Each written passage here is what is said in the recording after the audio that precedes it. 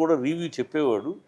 వాడు ఒక స్థాయి కలిగిన వాడు, ఒక నాలెడ్జబుల్ గాను వాడికి ఆ ఇమేజ్ ఉంటే ప్రజల్లో వీడు చాలా ఎక్స్పీరియన్స్ ఉంది, చాలా బాగా అని ఉంటే, వీడు అమ్ముడు పోయి చెప్తున్నాడు, వాళ్ళ దగ్గర డబ్బులు తీసుకుని చెప్తున్నాడు అనే రాస్తున్నారు కింద. వీళ్ళ ఈ ముండమప్పులు వీళ్ళకి ఏం అర్హత ఉందని ఓ సినిమాని గురించి రాసే అర్హత ఈ పూల చొక్కా వాళ్ళకి వీళ్ళకి ఏముంది, ఏం యోగ్యత అర్హత ఉంది, వాడు ఏం అనుభవం ఉంది, సినిమా అంటే ఏం తెలుసు వాడికి.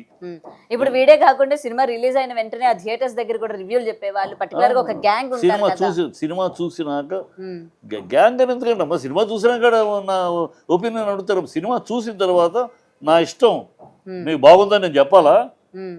నేను పబ్లిక్ రిలీజ్ చేశారు, పబ్లిక్లో చేసినా నా ఇష్టం, బాగుందనేవాడు బాగుంది అంటాడు, బాగాలేదనేవాడు బాగాలేదు అంటాడు. ఎందుకు బాగాలేదన్నారంటే ఫూలిష్ క్వశ్చన్ అది. ఇది బాగాలేదు వాడి ఇష్టం. నువ్వు బయటికి రిలీజ్ ఎంతవరకు నీ హక్కు. నా సినిమా రిలీజ్ అవడానికి ముందు నువ్వు ఎలా రాస్తావు, అంతవరకు నీ హక్కు.